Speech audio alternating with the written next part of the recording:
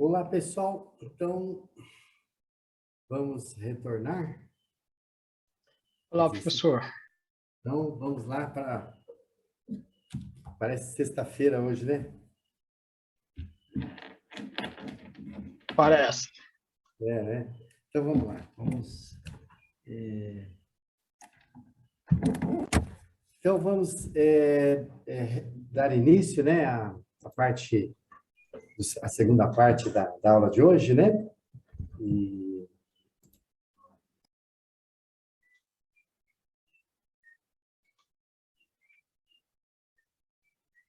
Tá mudo, professor.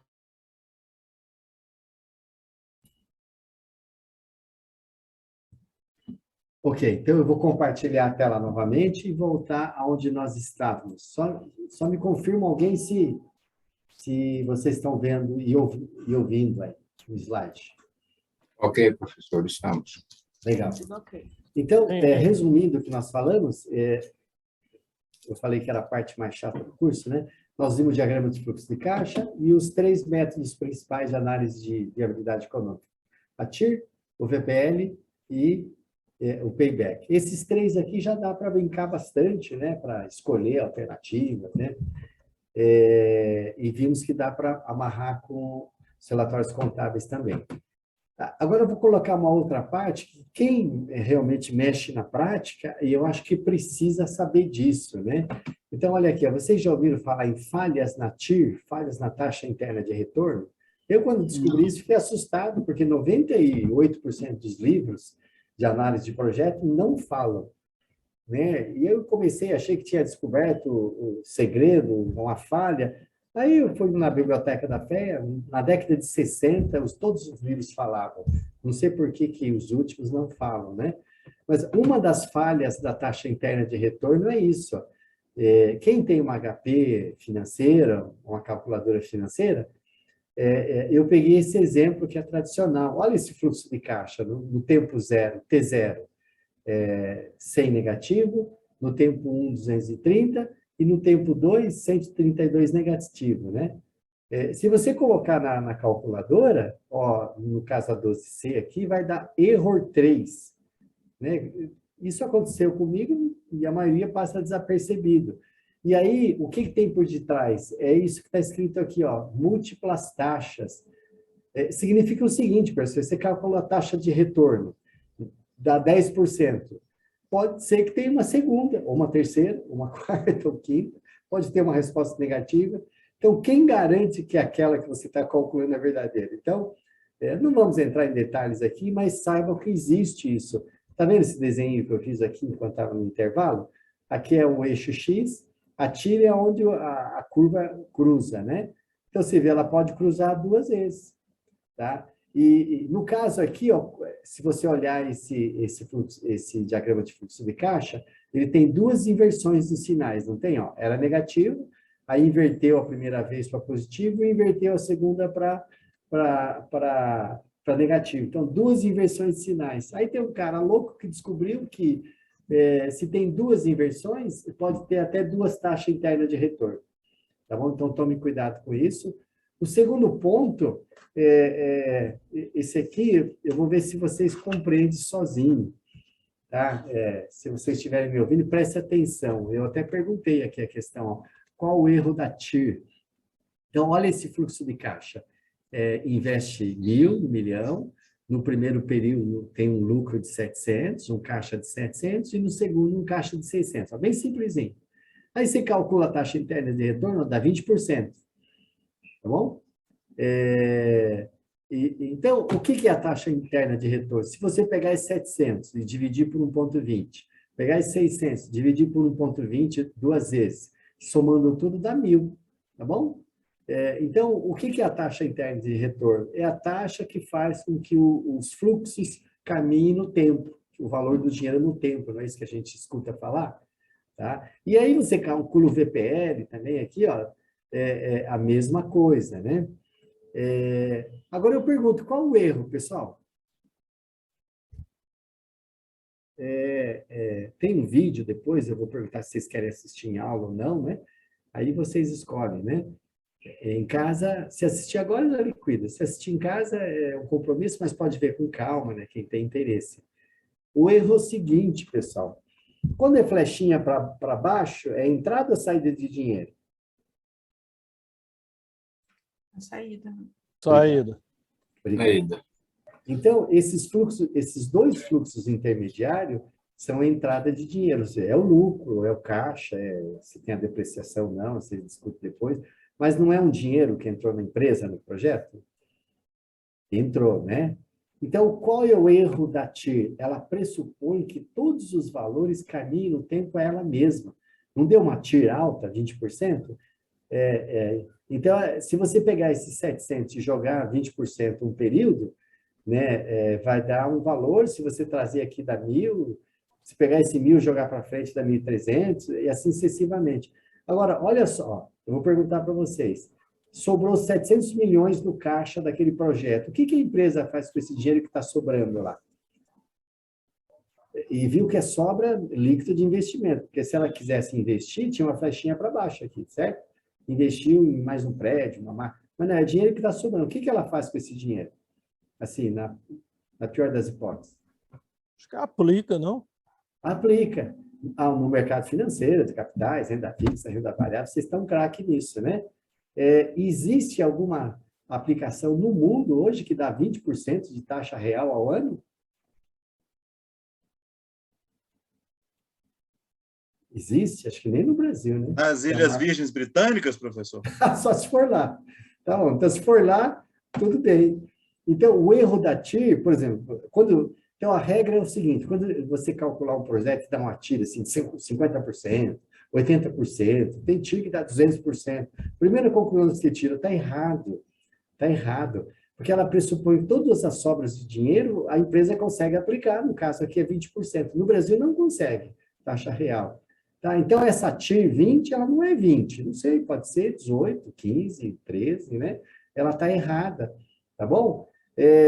Então, como que a gente corrige isso, essa inconsistência da TIR, que ela pressupõe que os fluxos intermediários são reinvestidos ela mesma? Tem uma taxa interna de retorno, tem um M aqui, ó, de modificada, não sei se todos conhecem. Quem conhece, é sinal que já estudou muito aí, a análise de investimento, né? E como que a gente faz? É o seguinte, ó, aqui, ó, esses 700, como a TIR é 20, a gente viu aqui, né? Deu 20, então volta lá. Se eu multiplicar por 1,20, vem para cá. Aí somar por isso aqui e calcular a taxa efetiva, chega no mesmo 20, né? Então, como que eu faço para calcular a taxa modificada? Ao invés de eu modifico o diagrama, ao invés de eu reinvestir a própria TIR, eu reinvisto a uma taxa de aplicação razoável. Porque quanto seria no Brasil hoje, ao ano? Sei lá, 4% real, 3%, né? Real não dá mais que isso. No caso aqui, eu estou colocando zero para exemplificar e dá para fazer conta de cabeça. Eu pego 700 e jogo para o futuro a zero, não dá 1.300? Tá? E aí, ó, aqui o 1.000 é PV, o 1.300 é FV, valor futuro, o N é 2, aí eu calculo aqui, ó, pessoal, deu 14. Tá? Então, olha só, a TIR tradicional é 20 e a TIR modificada é 14. Tá? Então, se um dia vocês forem fazer de verdade, aí tem que estudar mesmo. Esse erro você pega se você, paralelamente, projetar nas demonstrações contábeis. Vamos pôr um ativo, um passivo, uma DRE, calcular um EBITDA, todas aquelas coisas, né? O ROI. Então, aqui. Então, você já sabe da taxa interna de retorno modificada. E isso aqui tem nos livros, tá? No Excel tem até o IRRM, Modify Taxa Interna de Retorno. Agora, o VPL, eu coloquei na minha tese de doutorado, mas não costuma existir, mostrar, mas ele também tem, né? Quando você calcula o VPL, você não pega os fluxos intermediários e desconta a taxa, a TMA, taxa de desconto? Então, no nosso caso aqui, vamos voltar lá no VPL, a gente estava usando aqui 15%, né? Para calcular a TMA. Então, o VPLM também, ó, ele está pressupondo que os fluxos intermediários caminham no tempo a TMA. A TIR é pior, porque ela pressupõe que caminha no tempo ela mesma. Então, no caso de 20 ou 50, é absurdo. Agora, a TMA, o erro é menor, porque geralmente a TMA não está muito longe das aplicações de mercado. Tá? Por exemplo, 15, no Brasil não tem nenhuma aplicação. Então, como que você faz o VPL? É o mesmo esquema, você caminha no tempo, não a taxa, a TMA, mas caminha no tempo numa taxa de reinvestimento que você usa razoável. Olha, a empresa consegue aplicar 3%. Então, põe 3%. Aí você joga para o futuro, né? Aí deu 1.300, aí, aqui, ó, 1.300. Aí você divide por 1,15, porque o 15 é o dividendo que você vai pagar. Aí tem que pagar de qualquer jeito. Olha aqui, ó, deu um VPL negativo, pessoal, olha, negativo, tá bom? Ó, deu 17 negativo. Então, olha só, pelo VPL normal, vamos voltar lá. O VPL normal aceita o projeto, porque é maior que 0, 62. E o VPL M, que é o VPL modificado, ó, 17 negativo. Então, esse projeto não é viável, tá? E olha a TIR. A TIR tradicional é 20, né? Quanto que deu a TIR modificada? Deu 14. Qual que é a TMA, o retorno mínimo? Não é 15? Então, o projeto não é viável também, tá bom? Então, isso aqui é um brinde, porque eu sei que alguns de vocês aí vão estar envolvidos em projetos reais mesmo, então não custa lembrar disso. Lembra disso e o cara que for fazer o cálculo, você questiona. Se ele não souber, não tem importância, porque isso aí é difícil, alguém sabe mesmo, né? E você vê o manual do BNDES, não fala dos projetos, ninguém cobra isso, né? Mas pelo menos você questiona e é mais uma gordurinha que você pode refinar, ajustar o risco aí, tá bom? E para finalizar, pessoal, então concluindo, né? Esse diagrama de fluxo de caixa, dá para calcular a TIR, o VPL, o payback. No lugar da TIR, o ideal é usar a TIR M, que é a TIR modificada. No lugar do VPL, o melhor é usar o VPL modificado, tá? Então, aqui, ó, esse fluxo de caixa dá para representar contabilmente. E vocês já sabem, né, pessoal? Então, por exemplo, no ano 0, ó, 1.000. Tem esse 1.000 aqui, tem 1.000 no imobilizado. Aí você soma esses dois fluxos de caixas que vão entrar, esse lucro, ele vai estar no caixa, no 1.300. Então, no ano 2, ó, o 1.300 está no caixa, né? E aí, o balanço no ano 2, o imobilizado está lá ainda, né, está usando. E aí, por que eu coloquei 1.000 depreciação negativo? Porque ó, você lendo esse diagrama de fluxo de caixa, ó, você investiu 1.000 e não sobrou nada aqui, né? Então, significa o quê? Se existisse um imobilizado de 1.000, você teria uma outra flechinha aqui de 1.000, aí teria 1.600 aqui no final, que você teria o do... Tá, e o 1.000 do... Então, isso aqui é para lembrar outra falha que a maioria, muitos acabam desconhecendo. Aliás, tem livro que fala, a depreciação deve ou não considerar no fluxo de caixa? Os livros falam que não. Mas, na verdade, não é que não deve considerar, ela está implícita, né? É que se você somar, não estornar a depreciação, você está considerando duplicidade. Tá? Então, você montou o balanço, a TMA é 15%, então a gente pode avaliar se é capital próprio ou capital terceiro, isso você já está estudando, né? Você pode ter títulos verdes, né? E a DRE, olha só aqui, você não teve esse 700 mais 600 de fluxo de caixa. Então, esse aqui é o EBITDA, 1.300, a depreciação dá 300, e aí tira a despesa financeira, soma o benefício fiscal, que vocês aprenderam na aula passada, aqui a gente zerou o imposto de renda só para simplificar, dá um lucro de 172. Esse lucro vem para cá e fecha o balanço, tá bom?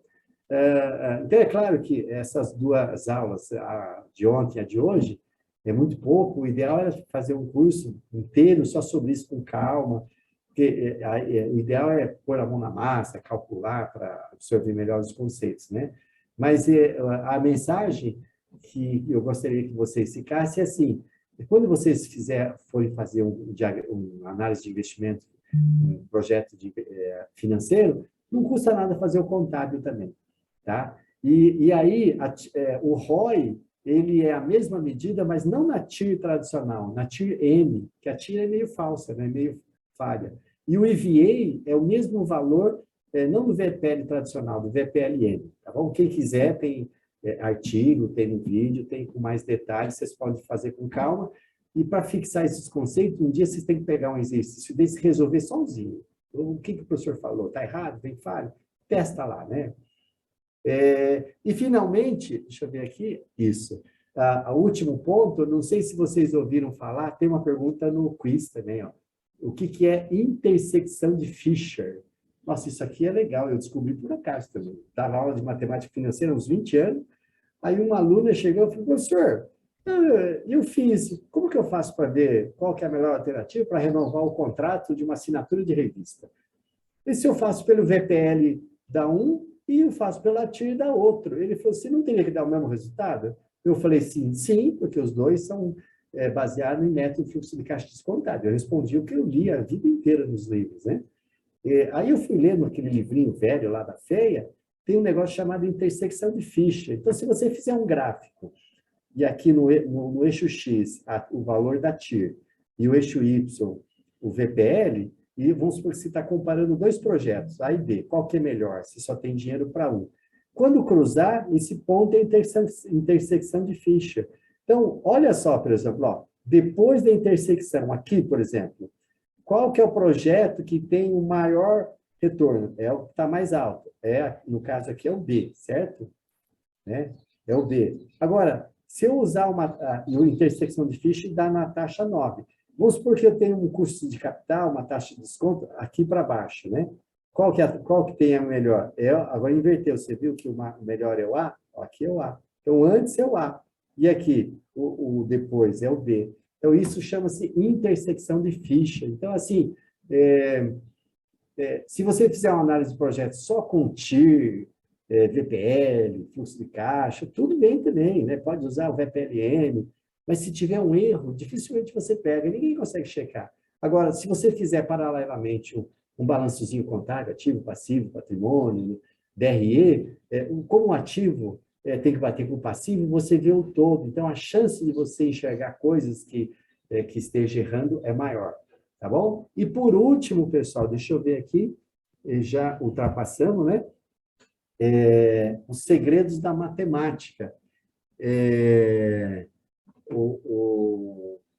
Eu ia fazer uma dinâmica aqui, mas vamos tocar aqui, mais para frente, né? Eu vou ressaltar assim, alguns pontos só. Esse artigo foi publicado na Gazeta Mercantil, nem existe mais, né? Em 1981, eu tinha 20 anos de idade. E esse foi o meu primeiro curso de matemática financeira, né? Eu aprendi e comecei a dar aula. E aí o Simonsen, né? Ele escreveu aqui, ó. Eu vou ler para vocês. A matemática financeira, cujas noções mais elementares são imprescindíveis a qualquer administrador de empresa, pode derrubar importantes executivos, incorrer em alguns erros pode ser fatal. E na opinião do ex-ministro Mário Henrique Simonsen, são 4 os erros mais comuns. Por que eu estou comentando aqui? Opções de ponteiro, caneta. Então, aqui, ó, são 4, né? 4 os erros. Porque esses erros continuam até hoje, pessoal. Já são 40 anos, né? Primeiro aqui, ó. Primeiro, não saber distinguir juros descontados de juros postecipados. Você viu que eu vi o teste inicial, alguns erraram, que vinha a ter taxa de desconto. Uma coisa, você chega para o banco e fala, quanto você cobra? 10%, tá bom. Uma coisa é pagar 10% no final do mês, que você usou o dinheiro um mês, o justo é pagar no final do mês. E outra coisa é você pagar antecipado. É a mesma coisa, o aluguel. Assim, qual seria, teoricamente, o justo? Você usou um mês, você paga um mês. Se você antecipou, digamos assim, financeiramente, a taxa efetiva é mais cara. Então, esse é o primeiro ponto, mas assim, que é comum. O segundo, aqui, ó, o segundo ponto. Usar juros simples quando se deve usar juros compostos. Aqui, o brasileiro já tem mais conhecimento. Você pega um americano, por exemplo, ele quer 12% ao ano. Qual é a taxa ao mês? Ele divide por 12. Ele sempre foi feito assim. Aqui não, você sabe que é 1,12 elevado a 1/12 menos 1, que é juros compostos, né? O terceiro aqui, ó, o segundo aqui, né? Aqui juros. O terceiro aqui é confundir. Confundir juros nominais com juros reais. Então, isso é verdade. Você vê lá que a gente brincou com vocês, gravem bem que vocês vão responder o quiz, né? Qual é a diferença do sistema Price de amortização e do sistema francês de amortização? Por exemplo, 12% ao ano. O Price vai cobrar 1%. E 12% ao ano, pelos juros compostos, que é o sistema francês, ele vai pagar 0,9%. Né? Ou no caso do exercício, eu coloquei lá 12,68, né? Só para arredondar. Então, 1% no Price custa, sei lá, 1,5%, custa mais. Então, a taxa efetiva é maior. Então, tem que saber a diferença. Eu estou falando isso, pessoal, porque depois que vocês fizeram o projeto, vocês vão lá mostrar que a taxa interna de retorno, que o ROI, né, e começa a dar números, né? Assim, pode até simplificar para o leigo, né, para que está comprando, entrando no projeto. Mas quem mexe com isso tem que saber muito bem, né, essas propriedades do valor do dinheiro no tempo. E o mais grave de todos, pessoal, é aqui, ó, reside, inclusive, a habilidade das melhores calculadoras. E é o quê? Respeitar a aritmética dos juros compostos, mas com a suposição adicional de que as taxas de juros se mantenham constantes no tempo. Alguém entendeu isso, pessoal? Respeitar na suposição adicional de que as taxas de juros se mantenham constantes no tempo. Alguém sabe o que é isso aqui? A gente podia aqui ficar conversando, né? Mas quinta-feira à tarde, já é quase sexta, para mim é sexta, porque amanhã não tenho aula, né? Então, já vou adiantar. Isso aqui tem a ver com aqueles erros da TIR. Então, uma TIR de 20%, ou sei lá, show, TIR de 50%, ela pressupõe que todos os fluxos intermediários, o dinheiro que sobrou do caixa do projeto, a empresa consegue reinvestir a 50%. Tá? Então, é besteira isso, né? Aliás, uma empresa que dá muito lucro, se você paga os dividendos, tudo bem, o dinheiro foi embora. Agora, se você não paga os dividendos, é como se você tivesse que gerar aquela mesma taxa de retorno sobre tudo que o acionista não retirou. Então, assim, para a empresa, quanto melhor, mais rápido distribuir dividendos, melhor para ela, porque ela vai ter pagar menos remunerações. E para o acionista, ele podia pensar assim, ó, como a minha empresa é boa, tem um ROI aí de 20%, né, o inteligente para ele é nunca te sacar dividendos, porque ele vai sacar o dividendos que estava rendendo 20 e vai pôr na poupança para render 4. Né? Então, é isso que o Mário Henrique Simonsen está falando. Né? E para encerrar, pessoal, eu voltei lá, né?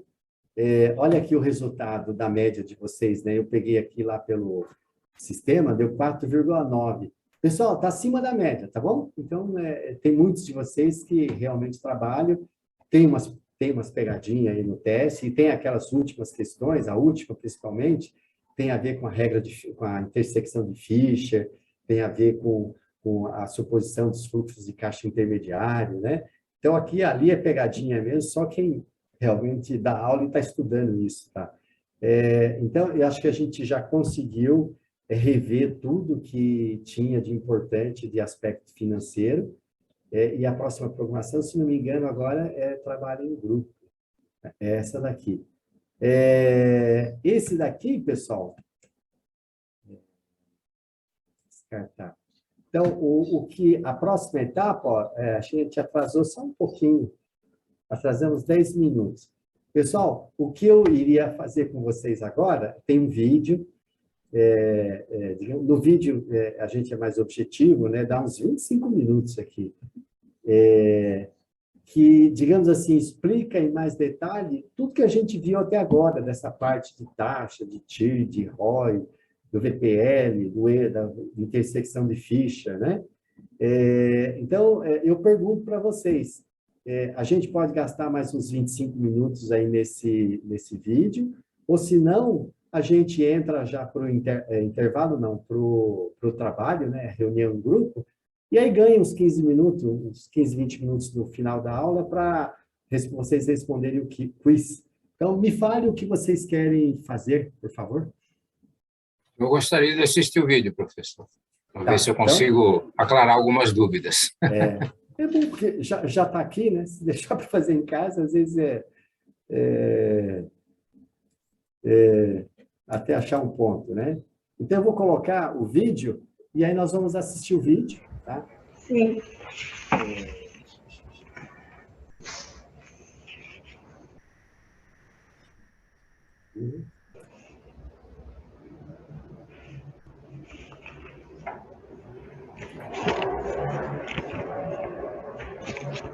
Deixa eu ver, será que eu errei?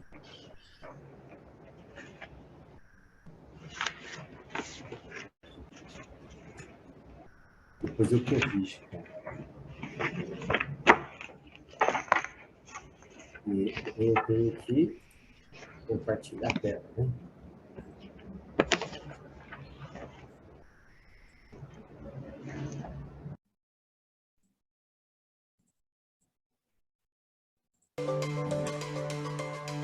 Vocês estão vendo e ouvindo? Sim, agora sim, Legal. tela cheia. Beleza. Olá, sou José Roberto Kassai, professor da disciplina Gestão Financeira de Risco, e vamos para uma aula intitulada Conciliação de Medidas Financeiras de Análises de Projetos e Análises Contábeis. Esta aula, pessoal, quando nós proferimos para profissionais que atuam já há bastante tempo, eles têm dificuldade de entender. Então, vocês estão talvez numa condição privilegiada, que talvez vocês tenham mais facilidade para entender essa questão matemática. Então, vamos começar. Medidas contábeis que nós já vimos nos módulos anteriores. Então, vamos rever aqui um pouquinho de medidas financeiras. Tá? Vocês provavelmente vão ter algum módulo específico, né? Nós temos um diagrama de fluxo de caixa, a linha horizontal e a linha do tempo. Então, hoje é tempo 0, amanhã, o ano que vem, o mês que vem é tempo 1, 2 e assim sucessivamente. Tá? E nós temos os fluxos de caixas futuro, que pode ser fluxo de caixa ou fluxo de lucro, pode ser EVA, né? E a gente traz isso a valor presente usando uma taxa mínima de atratividade. Então, isso são medidas financeiras de projetos que o BNDES, os bancos de investimentos, utilizam largamente. Tá? E a gente calcula a taxa interna de retorno, VPL, payback, que a gente vai ver rapidamente agora. Tá? Agora, o que eu quero que vocês, especialmente, comecem a enxergar, quando vocês forem se aprofundar, estudar essas análises financeiras de projetos, quando vocês estiverem lendo aqui, ó, esse investimento inicial, na verdade é o ativo, tá bom? Isso aqui é o ativo. Vocês podem avaliar, esse diagrama de fluxo de caixa pode ser, por exemplo, uma compra de uma geladeira. Ou eu pago à vista 1.900, ou eu pago 1, 2, 3, 4, 5 parcelas nesses valores. Ou nós podemos interpretar como se fosse um diagrama de fluxo de caixa da própria empresa. Então, olha aqui, ó, você investiu 1.900, que é o total do ativo operacional, tá? O que são esses valores de fluxo de caixa? É o lucro, né? Ou lucro, fluxo de caixa, ou lucro, fluxo econômico, né? E a taxa mínima de atratividade? Vocês já entenderam, é o próprio WACC. Na verdade, é o passivo, olha, o capital próprio, o capital de terceiro. Então, se vocês nunca estudaram isso, sintam-se privilegiados e daqui para frente vocês comecem a avaliar não apenas o aspecto financeiro, mas também o aspecto contábil que vocês viram nos módulos anteriores, e tenho certeza que é tudo que existe de mais avançados no mundo, né? No Brasil e fora do país. Tá? E análises contábeis, vocês já viram lá o ROI, a taxa de retorno, o custo de capital, o EVA, etc, etc. Então, procurem sempre, a partir de agora, enxergar os dois lados da moeda. Tá? Como que a gente avalia a viabilidade econômica de um projeto? Quando a gente vai obter um empréstimo, né, um financiamento de longo prazo. Nós temos essas 6 etapas aqui. Elaborar um projeto de investimento, avaliar o diagrama de fluxo de caixa, tem que determinar a taxa mínima de atratividade, e aí nós temos os 3 métodos. O principal aqui, mais utilizado, é a taxa interna de retorno, o segundo é o valor presente líquido, e o terceiro é o payback, que a gente vai ver rapidamente cada um deles agora, e vocês complementem estudando a bibliografia. Então, projeto de investimento. A gente começa avaliando desde o nome, razão social, missão, quais são os capitais. Tem um outro módulo que a gente vai desenvolver de relato integrado, vocês vão avaliar não apenas os capitais financeiros, mas capitais não financeiros também, ó, humano, social, intelectual, ambiental, né? Então você avaliou todas as questões da empresa, avalia o aspecto aqui é uma empresa, né? Processamento, então entra recurso e sai produtos e serviços, né? Não só financeiro, mas não financeiro também, tá? E aí você faz estimativas de valores, então investimento, as receitas, as despesas, etc. E aí você pode criar uma coluna aqui como fluxo de caixa líquido, tá bom? Nós temos aqui, tá? Então esse é o projeto de investimento, um business plan, né, que vocês provavelmente já estudaram ou vão estudar aí no decorrer. A segunda etapa, o que é o diagrama de fluxo de caixa? Nada mais é do que esse diagrama que nós já vimos, apresentamos inicialmente, tá? E o que é a taxa mínima de atratividade? A taxa mínima de atratividade, pessoal, vocês, eu acho que já entenderam, é o próprio WACC. 90% dos livros de gestão financeira de projetos, eles conceituam a taxa mínima de atratividade como o quê? É o custo de oportunidade, ou seja, o retorno mínimo que você deixaria de investir para investir no projeto da empresa. Na verdade, é uma visão muito incompleta. Isso seria verdade se o risco da empresa fosse igual ao risco do mercado. Tá? Então, o que você tem que considerar? Se o mercado tem um retorno mínimo de 10 e o seu projeto tem um risco maior, então você, na verdade, teria que ter um custo de oportunidade um pouquinho maior, o que nós aprendemos nos módulos anteriores, no cálculo do CAE. Tá? E se você financiasse o projeto com 100% com empréstimo de um banco de investimento? Aí não seria o CAE, seria o CAI. E se você financiasse esse projeto com um pouquinho de dinheiro próprio e um pouquinho emprestado? Aí seria o ponderado, que é o próprio WACC. Em outras palavras, a taxa mínima de atratividade é o próprio WACC, né? E agora vamos calcular, então, o método da taxa interna de retorno. Vocês vão avaliar nos livros, né, no artigo tem. A taxa interna de retorno é a taxa que faz com que todos os fluxos de caixas trazidos a valor presente, ele dê um saldo zero, né? Ou ainda, se você trazer o 500 a valor presente, o 600 a valor presente, todos os fluxos de caixa a valor presente, né, ele teria que dar aqui o mesmo valor dos fluxos de caixa negativo. Então, daria um valor presente líquido nulo, né? Ou desse jeito aqui. Então, eu estou trazendo a valor presente, eu pego esse valor, divido por 1 mais a TIR, aqui é elevado a 1, por quê? Porque eu vou trazer um ano. O segundo fluxo eu vou elevar a 2, por quê? Porque eu estou trazendo a valor presente 2 anos, e assim sucessivamente. Então, o que é a TIR? É essa incógnita, é uma equação algébrica, é um polinômio de enésima grandeza. E como que se faz? Não tem solução matemática, é por método iterativo. E é dessa forma que as calculadoras fazem. E aí, fazendo pela calculadora, o método iterativo, o Excel, nós chegamos aqui numa taxa interna de 21,84. Tá bom? Na calculadora, nós temos esse espaço para se resolver, chega no mesmo resultado. Tá bom? E como que a gente avalia esse método? Para avaliar se o projeto é viável. A TIR tem que ser maior ou igual a TMA. Então, no nosso caso, a TIR deu 21, a taxa mínima de atratividade deu 15, então esse projeto é viável. Tá? Esse é o método mais utilizado e preferido aí no mercado. O segundo método é o valor presente líquido. Parte-se do mesmo diagrama de fluxo de caixa e a gente desconta, a gente traz a valor presente, né, todos os fluxos a valor presente. Então, se eu pegar aqui, por exemplo, ó, 500 mais 600 mais 700, 900, dá R$ 3.500. Tá? Então, isso é fluxo positivo. E o negativo, que é investimento? Nós temos aqui 1.900. Se tirar 3.500 menos 1.900, dá quanto? 2.600. Tá? Ou seja, nós não podemos fazer essa conta, porque eles estão em tempos diferentes. É a mesma coisa que somar laranja com abacaxi aí, né?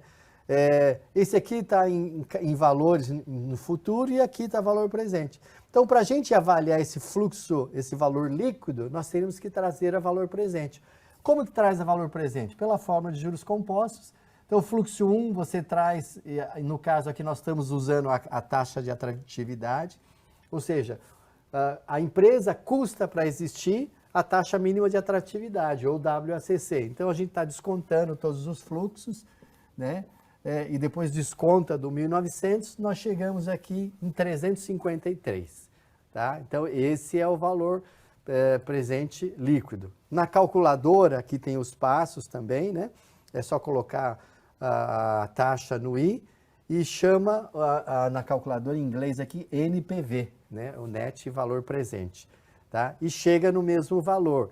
E como que a gente avalia pelo método VPL, valor presente líquido, se o projeto é viável? Ele tem que ser maior ou igual a zero.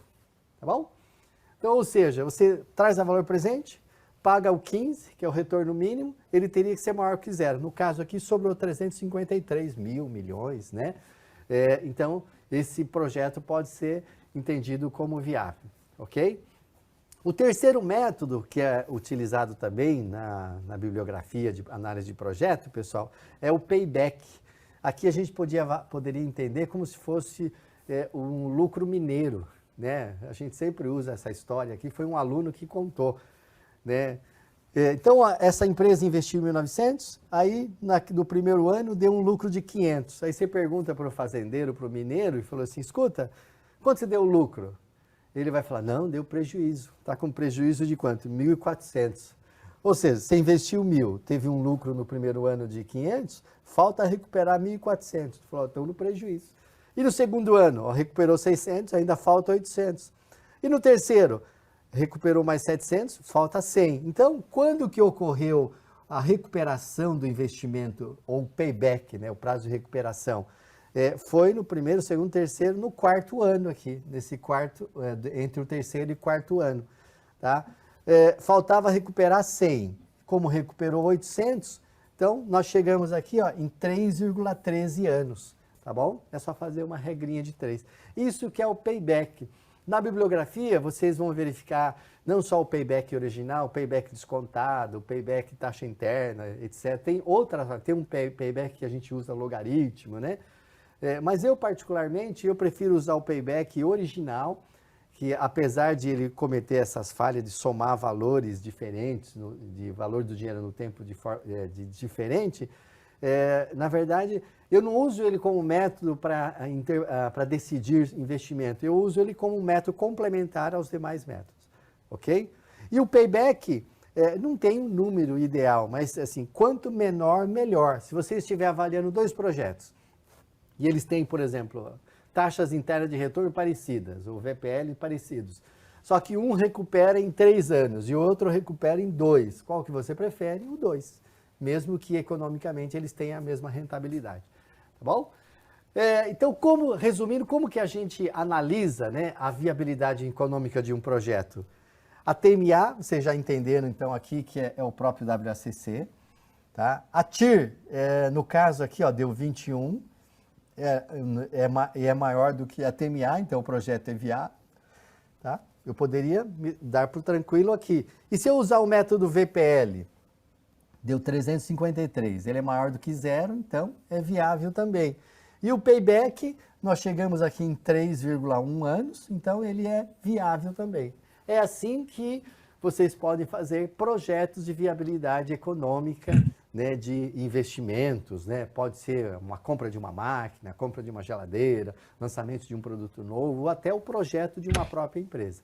E é aconselhado que se faça isso antes de você tomar a decisão de abrir uma empresa, ok?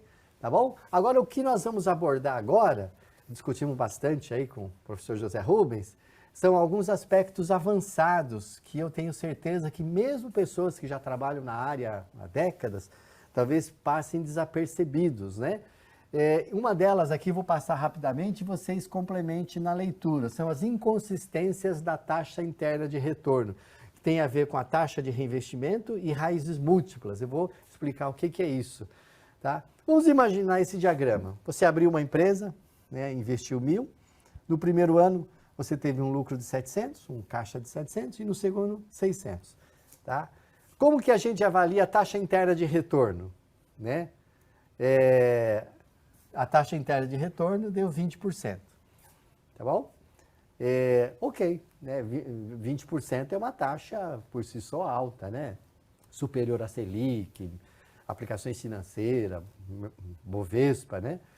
Agora, se eu pegar aqui, olha, eu pego esse fluxo intermediário de caixa, esses 700, e levo a valor futuro a própria TIR, ó, 700 vezes 1,20 dá 840, tá? O 600 ele já está lá no valor futuro, lá no tempo 2, é o próprio 600. Então, eu somando tudo, deu 1.440, tá? Então, se você pegar aqui eu teria então um diagrama de fluxo de caixa simples, eu teria só um investimento de 1.000 e teria um valor futuro de 1.440 aqui, tá? Não está muito legível. E se eu usar a fórmula de juros compostos tradicional, eu chego no mesmo 20, tá? Vocês poderiam estar perguntando, mas e daí? Isso aí é apenas uma demonstração algébrica. Realmente, é só uma demonstração algébrica. E o que está errado nisso? O que está errado nisto?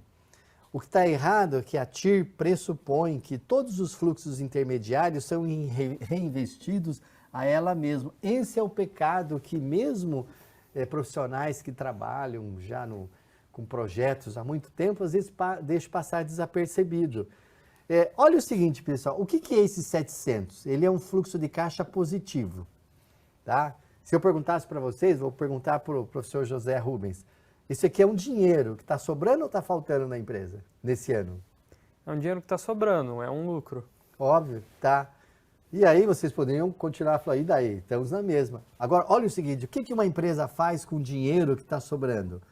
Ou ela reinveste na própria empresa, compra máquinas, ela não fez isso, senão teria uma flechinha aqui para baixo, né? Então ela não fez isso. Então, qual seria a alternativa mais óbvia? Ela vai investir isso no mercado financeiro. Ou investe na poupança, numa renda fixa, no fundo, em ações de outra empresa. Tá? Então, o que está errado? A TIR está pressupondo que a empresa consegue reinvestir todas as sobras de caixa, no mínimo, a própria TIR. E nem no Brasil, que nós somos campeões de taxa real de juros, a gente consegue um rendimento mínimo de 20%. Então, quando você calcula uma TIR dá muito alta, 20%, por exemplo, ela está errada. Né? Ela só estaria correta se a empresa conseguir reinvestir todos os fluxos de caixas a ela mesma. E nem no Brasil, que nós somos campeões, a gente conseguiria isso. Tá? Então, vocês vão começar até a entender que o método de matemática financeira é um método falível, e é mesmo. Então, quem não estudou, já começa a estudar com essa visão. Então, portanto, a TIR somente é verdadeira se a taxa de reinvestimento for compatível com as taxas de mercados, tá bom? A outra inconsistência tem a ver com as raízes múltiplas. O que é a TIR? A TIR, matematicamente, é quando a função corta o eixo X aqui, tá bom? Tá bom. Agora, ela pode cortar aqui, se for uma função dessa, ou pode cortar aqui, aqui, pode ter positiva ou negativa. Matematicamente, não tem nenhum problema. Agora, no mundo empresarial, isso não tem sentido. Então, TIR muito alta não tem significado empresarial, TIR negativa, muito menos. Então, não confunda a matemática com o mundo empresarial, né? São coisas distintas, tá? E o que nós teríamos que fazer, então? Nós teríamos que fazer uma TIR, aqui, ó, modificada. Tá? O próprio Excel tem essa função, é o Modify, taxa interna de retorno. A TIR tradicional é 20, e ela pressupõe que a gente reinveste os fluxos intermediários a ela mesma. Aí o que nós faríamos? Ao invés disso reinvestir a ela mesma, nós vamos reinvestir a uma taxa de reinvestimento compatível, por exemplo, 3%, 2%, 4%, né, uma taxa conservadora. No nosso exemplo aqui, no artigo que vocês vão ler, eu coloquei 0, porque matematicamente 0, 1, 2, 3 é a mesma coisa. E é mais fácil para fazer conta. Eu imagino que vocês estejam cansados agora com todo esse raciocínio. Então, vamos reinvestir a 0. Então, quando a gente reinveste a 0, esses 700 e os 600, no valor futuro está 1.300. Aí, deu 1.300. Aí a gente calcula a taxa efetiva pela fórmula padrão de juros compostos, valor futuro igual ao valor presente, que multiplica 1 mais i elevado a 2, nós chegamos aqui, ó, numa outra taxa interna de retorno de 14. Então, olha só, qual que é a TIR tradicional? 20. E qual que é a TIR modificada? 14. Não fui eu que inventei, isso existe aí há, sei lá, 100 anos, né? Mas 99% dos livros de análise de projetos ainda falam da TIR. Então, vocês daqui para frente comecem a dar uma atenção especial para esse aspecto também, tá? E o VPL, pessoal, ele também possui o mesmo erro. Ele pressupõe que os fluxos intermediários de caixa são reinvestidos, só que como o VPL usa a taxa mínima de atratividade, ele pressupõe que todos os fluxos são reinvestidos pela taxa de atratividade, né? Então, como que nós faríamos para corrigir isso? A gente faz a mesma coisa, reinveste por uma taxa de reinvestimento razoável, aqui nós estamos imaginando 0, né? E refaz o cálculo. Olha só, aí nós chegamos num VPL, o tradicional chegou aqui em 62, o VPL modificado negativo. Então, olha só, o VPL tradicional é positivo e o VPL é negativo. Então, tome cuidado com esses aspectos quando os tiverem. Como que vocês enxergam isso facilmente? Quando começam a entender aspectos de contabilidade. Então, esse projeto, esse simples, é viável? Pela análise tradicional, sim. Agora, considerando a TIR modificada e o VPL no modificado, não. Tá? E para fechar essa parte, vamos falar mais alguns minutinhos, como que vocês podem ter esse entendimento, e é o que nós preparamos nesse curso todo, né? E vocês vão ler o artigo Conciliação da TIR com o ROI, acho que nós pedimos no módulo anterior, espero que vocês, quem não leu, leia, né? Conciliar as medidas financeiras com as medidas contábeis, tá? O que é a medida financeira que nós acabamos de avaliar com vocês? Medida contábil, vocês aprenderam nos módulos anteriores, ó, tem o balanço, etc., né? Calcula a taxa interna de retorno, VPL, avalia, e aí vocês calculam o quê? O ROI, o EVA e o WACC. Como que nós poderíamos conciliar? Não bateu nada com nada. Olha, aqui a TIR deu 21, o ROI 14. Não bateu. O VPL 62, lá menos 23. Só bateu aqui a TMA 15 com o WACC 15. Só que quando nós calculamos essa parte que nós mostramos anteriormente, que é a parte ajustada, olha só, a TIR modificada bateu com o ROI, você viu, ó, 14, 14, tá? Bateu. O único que não bateu foi o EVA. Por que não bateu, José Rubens? Ou vocês que estão aí pensando, né? Aqui deu bonitinho, ó, 14, 14, e aqui o EVA deu menos 23 e aqui menos 17. Por que não bateu? É isso que eu quero que vocês reflitam. E a resposta está no... Me lembro da O resposta. EVA, ele foi calculado lá no valor futuro. Quando você desconta ele a valor presente, ele bate com o VPL modificado. Então, esse 23 está valor futuro. Quando você traz a valor presente, aqui nós estamos trazendo aqui, ó, 1, 2, né, é o mesmo 17. Então, esse 23, ele tem o mesmo valor dos 17, só que aqui está valor presente e aqui está valor futuro.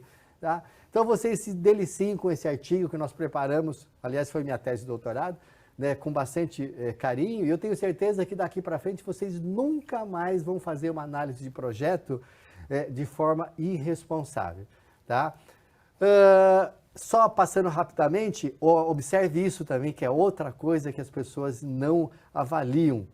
Olha que interessante aqui, nós chamamos isso de intersecção de Fisher. Nós temos aqui o projeto A e temos o projeto B. Tá? Se você usar o método VPL, qual que é o projeto que é mais rentável, se estiver comparando? É esse aqui, o A, porque tem um VPL maior. Agora, se você usar o método da taxa interna de retorno, quem que é o mais rentável? É o B.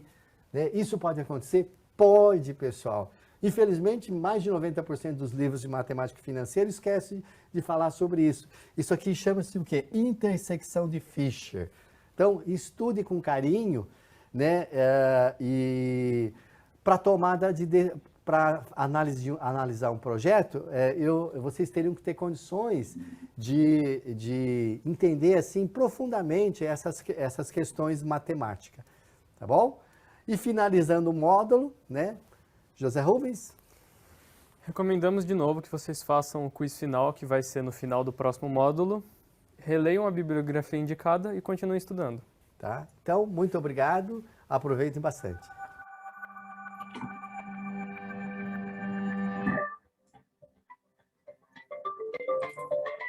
Então, pessoal,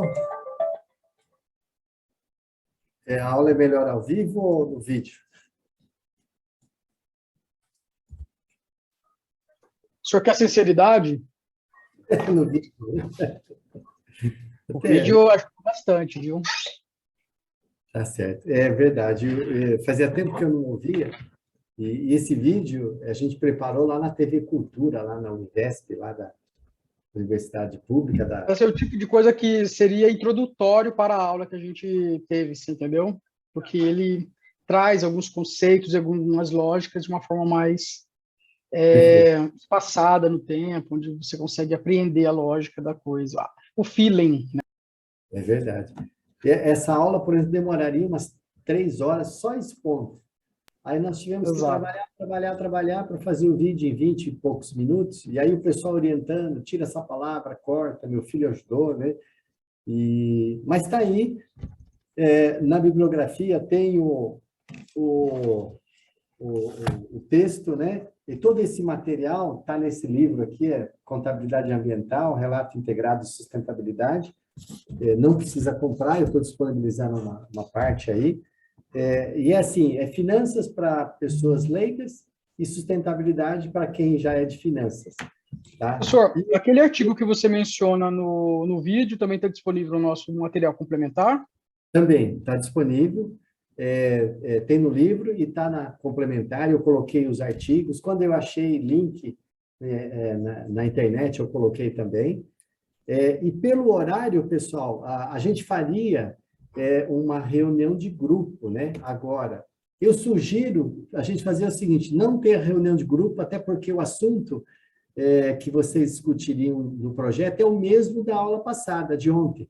Ontem vocês discutiram pela contabilidade, hoje finanças, e o objetivo das duas aulas foi mostrar que as duas são a mesma coisa. Os dois têm que dar o mesmo resultado. Na próxima aula a gente já vai entrar em outros aspectos aí mais ambientais, né? Então eu sugiro, eu falo mais 2, 3 minutinhos aqui, aí eu libero vocês para fazer o quiz final. O que vocês acham? Eu topo. Legal. Então, se você... Professor, Pois não. eu fiquei com uma dúvida aqui. Essa parte ambiental entraria só num financiamento mais barato, por exemplo? Não. Deixa eu pegar aqui o material da aula 1. Mas sobre os cálculos da aula de hoje, a parte ambiental não é considerada ainda, né? Não. Então, deixa eu ver aqui, aí você já pergunta de novo aqui. Eu vou compartilhar a tela, tudo bem? Isso aqui foi a primeira aula, né? E quando eu montei aqui para vocês, vocês estão vendo aí? Estamos. Então, esse aqui é o projetinho do... Vocês vão focar aqui, então. Quais seriam as principais obras de infraestrutura? Vocês já escolheram lá, achei fantástico, né? Saneamento, eólica, né? E aí, assim, o que eu imagino, assim, o que eu mais gostaria de ouvir é vocês mostrarem a região, né? Qual que é o propósito daquela região, principalmente assim, no cenário do Brasil, uma potência verde futura, e quais são as grandes vantagens? Só que você fala em 3 capitais, os pontos fortes, né? E quais seriam os principais desafios? Então, por exemplo, energia eólica, com certeza, é um deles, né? Para todos. Saneamento para todo o Brasil, né? E, se vocês quiserem, no ano financeiro, coloque algumas estatísticas, vocês têm acesso aí no governo, né? do Estado. Então, a população, expectativa.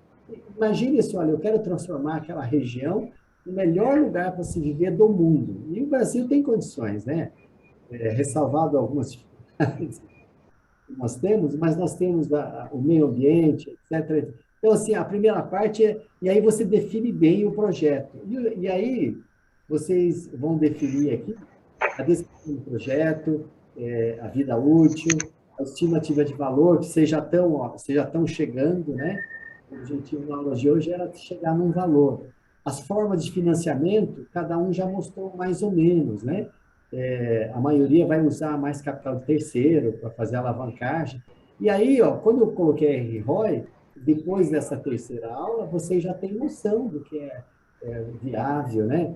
Você tem que, um projeto tem que, o valor tem que ser maior do que custa, né? Você tem que mostrar. E esse é o quadro principal que eu pediria para que vocês começassem a focar na próxima aula. Então, aqui, investimento. Você vai ter um projeto, a estrutura de capital, né? Hipoteticamente, aqui, quanto vocês vão investir, pode chutar aqui os valores, né? Aí, quanto custa? Esse aqui custa, sei lá, Selic, aqui é subsidiável, porque tem uma economia de 30%. Esse aqui são títulos, né? Pode receber subsídio do governo, subsídio da ONU, subsídio de outros países, né? Invente alguma coisa, mesmo que não tenha hoje no Brasil, imagine nas possibilidades, né? E aí você vai demonstrar, olha, esse meu projeto, a gente está imaginando aí uma receita de tanto, imposto, custo, um lucro de X. Aí você calcula o ROI. Hoje, ao final de agora, né? Todo mundo já sabe o que é ROI. É a própria taxa interna de retorno, só que não a tradicional, a múltipla, né? Não precisa ficar dando aula para os outros que é múltipla, né? É ativo verdadeiro. E o custo de capital? Olha, aqui o capital próprio que é o mais caro, porque envolve risco, mas a gente alavancou aqui o capital de terceiro com subsídio, conseguimos baixar para 7%. Olha, então, o projeto é viável. Então, a primeira mensagem, assim, é mostrar essa parte de finanças sustentáveis. E quando a gente fala em sustentável, por exemplo, como que mede, não sei se é essa a pergunta sua, como que mede os capitais não financeiros? Na verdade, nem tudo dá para medir precisamente. Então, vocês vão colocando aqui as informações qualitativas e no capital intelectual você pode tentar mostrar quanto vale. No da Amazônia, por exemplo, na região norte, eu já tenho uma ideia, né? Aquele balanço contábil das nações. Você pega o PIB da região, soma mais 2 trilhões, no mínimo, é o quanto vale a Amazônia. Né? Descendo ali no Nordeste, falta água, mas tem isso, tem aquilo. Então, tente avaliar de alguma forma o potencial econômico. E hoje a gente avalia por PIB, né? Mas já pense, imagine que lá no final do século a gente vai ter outra unidade de PIB verde. Então, enxergue o Brasil nesse aspecto.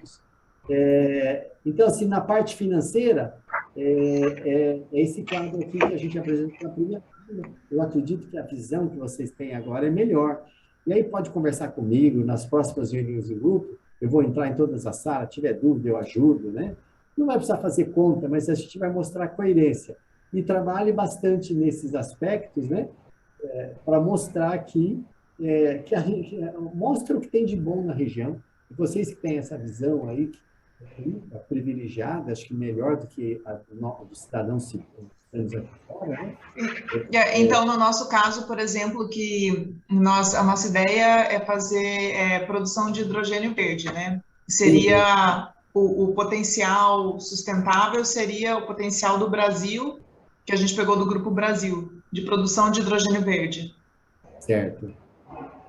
Minha sugestão, já faz o cálculo de compensação, mais ou menos, né? Quanto que isso vai evitar de emissões, né, em megatonelada de carbono?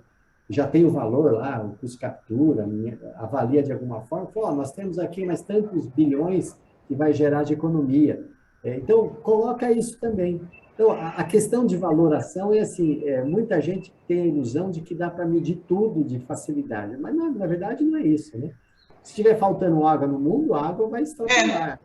Por exemplo, a gente no Brasil ainda não tem um mercado de carbono, né? Que nem tem a Bolsa de Valores. Então, eu acho que se a gente informasse como carbono, daria para ter uma ideia com Isso, mas que tem no pega a mercado bolsa. europeu. Pega a bolsa do mercado europeu, usa o valor de lá. Na época, a gente avaliou $45 a tonelada de carbono, né? Pega numa das bolsas aí, estima um valor, né? E com certeza está todo mundo fazendo isso, né? E, assim, eu estou mais ansioso do que vocês para ver o resultado. Eu tenho certeza que vocês, melhor do que ninguém, podem mostrar muitas coisas desse nosso Brasil aí. E a gente vai ter a oportunidade de ver as 5 regiões e o Brasil como um todo. Tá? Mais alguma pergunta? Fala, Uma Maurício. pergunta, professor. Mário, fala. Nesse material que o senhor acabou de mostrar, no slide 8, tem ali o cálculo do... Pode falando. No slide 8, tem aquele cálculo do ROI e do RROI, né? Certo. Ele mostra ali a taxa interna de retorno do projeto, o WACC. Num projeto, digamos, uma concessão, seja de uma ferrovia ou de um aeroporto, são feitos estudos de viabilidade, onde são estimadas as receitas, os investimentos, né, que serão necessários, os custos operacionais e é montado o fluxo de caixa. Esse fluxo de caixa ele é descontado pelo WACC, porque ele considera a remuneração do capital próprio e do capital de terceiros, dos empréstimos e tal, dos financiamentos. Geralmente, nesses grandes projetos de infraestrutura, a disputa no leilão é pelo maior valor de outorga. Esse valor de outorga ele apareceria onde? Aí, no RROI? Me explica direito, o valor da outorga e a concessão. No caso de uma concessão, onde há uma disputa, quando é levada a leilão, há uma disputa de várias empresas. E a gente vê, às vezes, o valor, a outorga mínima, que é calculada nos estudos de viabilidade. Quando acontece o leilão, chegam a oferecer o dobro. O vencedor, às vezes, oferece o dobro do valor da outorga mínima. Certo. Ele faz os seus próprios cálculos, né? Então, eu entendi assim, veja se eu estou errado. Você está buscando o recurso, né? Então, depois que fechar todo o processo, aí você vai colocar os valores reais. E, obviamente, tudo aquilo que entrou a mais, ele entra no patrimônio líquido como um ganho, é um goodwill a mais ou a menos. Né? Mas eu estou falando quando o projeto é levado a leilão. Há uma disputa por aquele ativo, né? Por aquela concessão. Certo. Aí, cada participante do leilão ele faz seus próprios estudos. Ele estima as receitas do projeto, ele estima os investimentos necessários, estima os custos operacionais e tem seu fluxo de caixa. E ele tem as suas estimativas também de quais serão as taxas que ele terá que remunerar os seus acionistas e os financiamentos que ele eventualmente irá procurar. Então, ele tem a sua própria taxa interna de retorno, seu próprio WACC, e tem a taxa interna de retorno do projeto, com base no fluxo de caixa que ele estimou. Então, para a disputa que ocorre no leilão, onde ele tem que procurar oferecer a maior outorga do que os concorrentes, ele calcula isso utilizando o RROI? Seria isso? Sim, o resumo, o RROI ele chega no líquido, já que você está comparando ativo com o custo de capital. É o resultado aí. A diferença da taxa de retorno do projeto e da taxa do WACC. Isso. Aquilo está sobrando, ele pode oferecer como outorga porque aquilo está sobrando. Ele já remunerou seus acionistas, já remunerou os financiamentos, o capital de terceiros. Seria isso, mais ou menos, grosso modo. Exatamente. Então, assim, resumindo, é isso mesmo. Resumindo toda a parte financeira, o importante não é a TIR. Você tem que comparar a TIR com o WACC. O importante é o que vai sobrar, é o spread. A gente chama de RROI, ou na linguagem contábil, é o EVA, é o valor econômico agregado. Ok. Obrigado, professor. Não, obrigado a você, Mário. Então, pessoal, olha aí, você viu que nós pegamos 2 dias num assunto assim chato, né, para quem não é da área, e corremos bastante, porque é muito conteúdo. Assim, na minha visão, conseguimos fechar. Então, podemos dar por encerrado a aula pontualmente. Não sobrou tempo para fazer o quiz, mas o quiz é sobre exatamente o que a gente viu. Então, o que nós vimos hoje, vocês têm condições de até amanhã responder todos os 3 quiz das 3 aulas aí. Tá bom? Então, se ninguém tiver mais nenhuma pergunta, nós podemos encerrar por aqui. Bom descanso. Vocês têm aula amanhã ainda, né? Eu encerro essa semana aqui. E até terça que vem. Até logo, professor. Bom final de semana. Bom Obrigada, descanso. professor. Bom Obrigado. fim de semana. Obrigado, Obrigado. professor. Um abraço. Até terça.